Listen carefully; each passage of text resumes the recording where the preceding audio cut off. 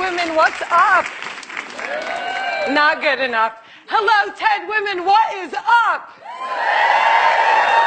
My name is Maysoon Zayid, and I am not drunk, but the doctor who delivered me was.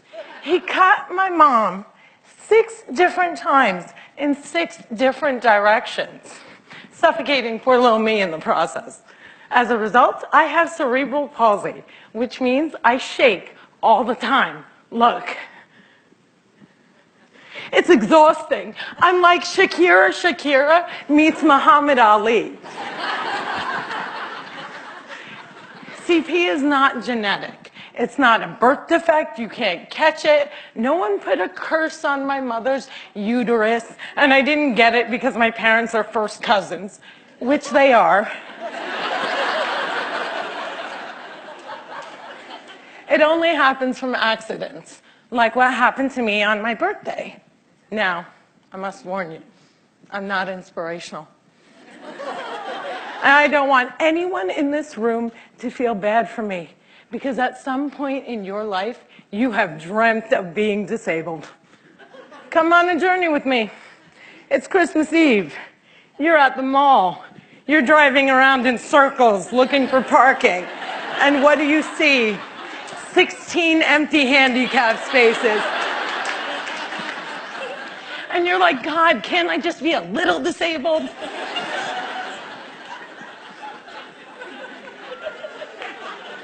Also, I gotta tell you, I got 99 problems and palsy is just one.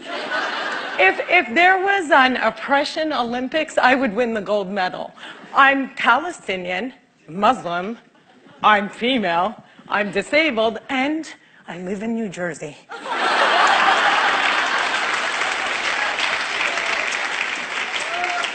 If you don't feel better about yourself, maybe you should. Cliffside Park, New Jersey is my hometown.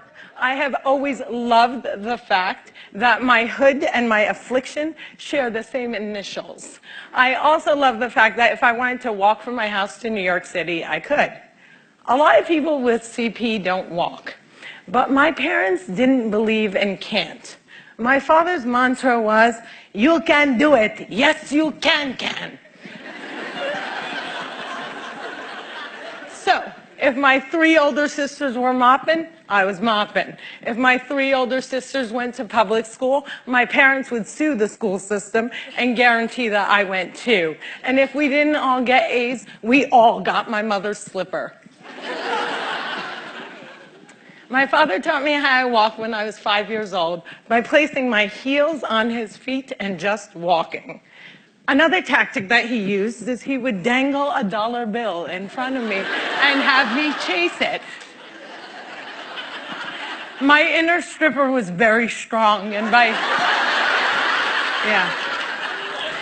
the first day of kindergarten, I was walking like a champ who had been punched one too many times.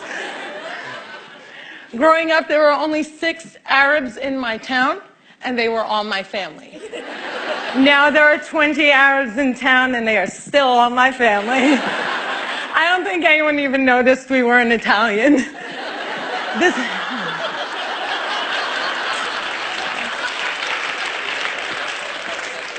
This was before 9/11 and before politicians thought it was appropriate to use "I hate Muslims" as a campaign slogan.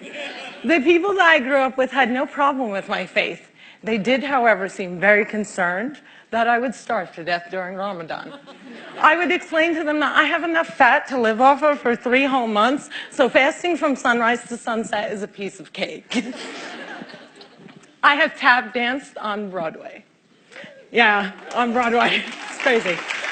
My parents couldn't afford physical therapy, so they sent me to dancing school. I learned how to dance in heels, which means I can walk in heels. And I'm from Jersey, and we are really concerned with being chic. So if my friends wore heels, so did I. And when my friends went and spent their summer vacations on the Jersey Shore, I did not. I spent my summers in a war zone because my parents were afraid that if we didn't go back to Palestine every single summer, we'd grow up to be Madonna.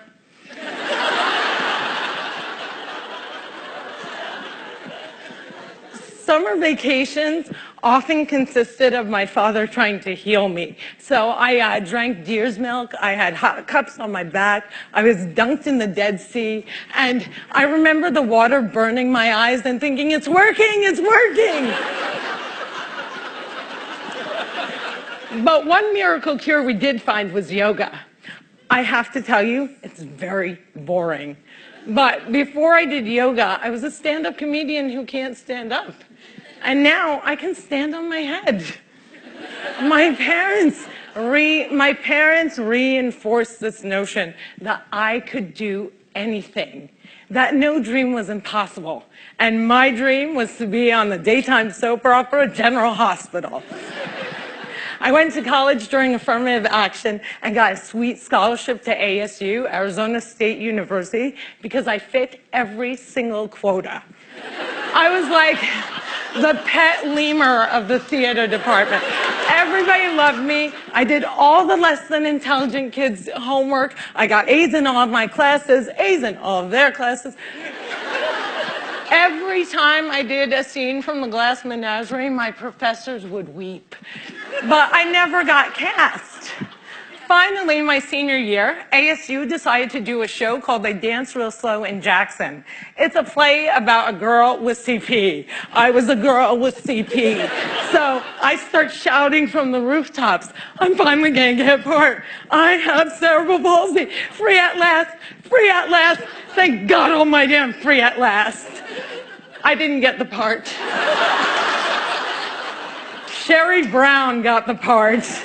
I went racing to the head of the theater department, crying hysterically like someone shot my cat, to ask her why. And she said it was because they didn't think I could do the stunts. I said, excuse me, if I can't do the stunts, neither can the character.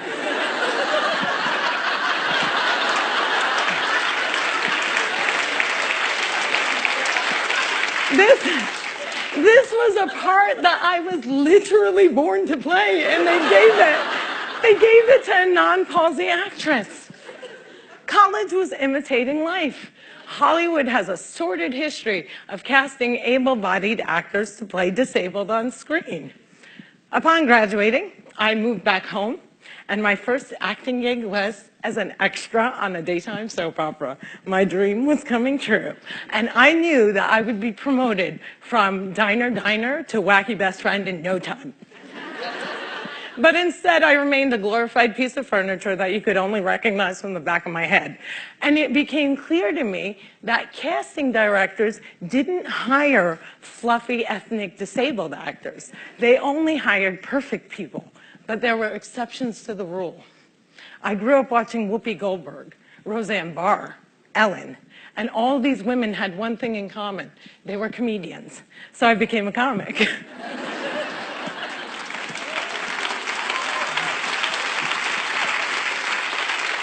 My first gig was driving famous comics from New York City to shows in New Jersey. And I'll never forget the face of the first comic I ever drove when he realized that he was speeding down the New Jersey Turnpike with a chick with CP driving it.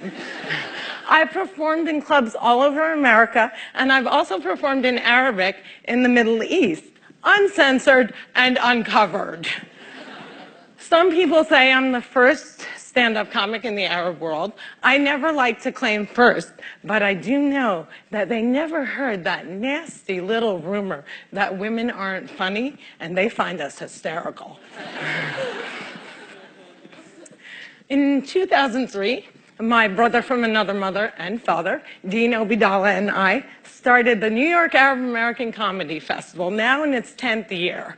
Our goal was to change the negative image of Arab Americans in media, while also reminding casting directors that South Asian and Arab are not synonymous.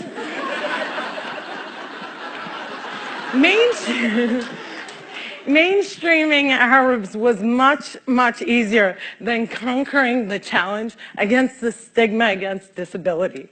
My big break came in 2010. I was invited to be a guest on the cable news show Countdown with Keith Olbermann. I walked in looking like I was going to the prom, and they shuffle me into a studio and seat me on a spinning rolling chair. So I looked at the stage manager and I'm like, excuse me, can I have another chair? And she looked at me and she went, 5, 4, 3, 2, and we were live, right? So I had to grip onto the anchor's desk so that I wouldn't roll off the screen during the segment. And when the interview was over, I was livid. I had finally gotten my chance and I blew it. And I knew I would never get invited back. But not only did Mr. Oberman invite me back, he made me a full-time contributor, and he taped down my chair.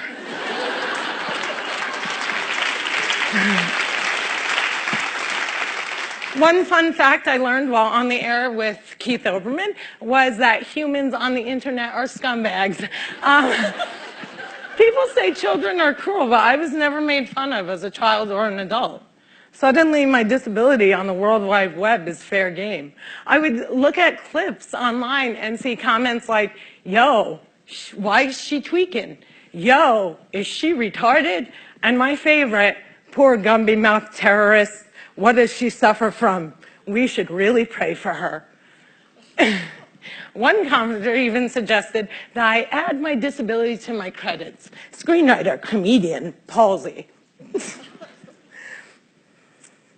Disability is as visual as race. If a wheelchair user can't play Beyonce, then Beyonce can't play a wheelchair user. The disabled are the largest... Yeah, clap for them, man. Come on.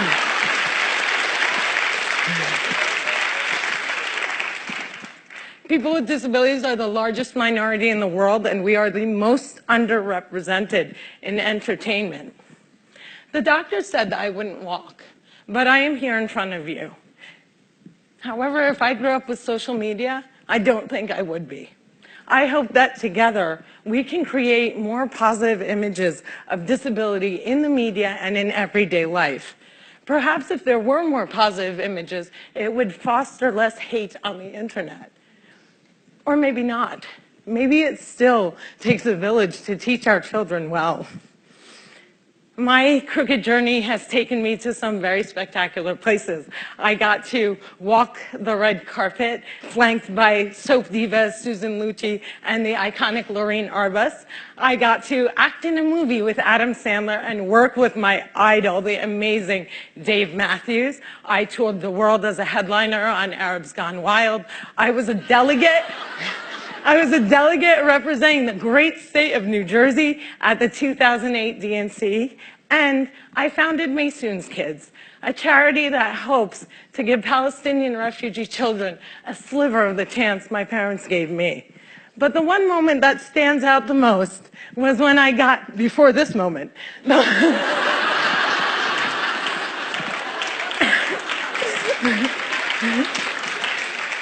But the one moment that stands out the most was when I got to perform for the man who flies like a butterfly and stings like a bee, has Parkinson's and shakes just like me, Muhammad Ali.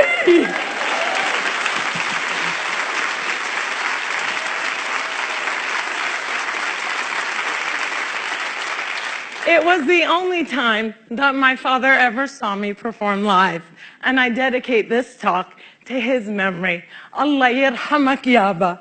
My name is Maysoon Zayid, and if I can, you can.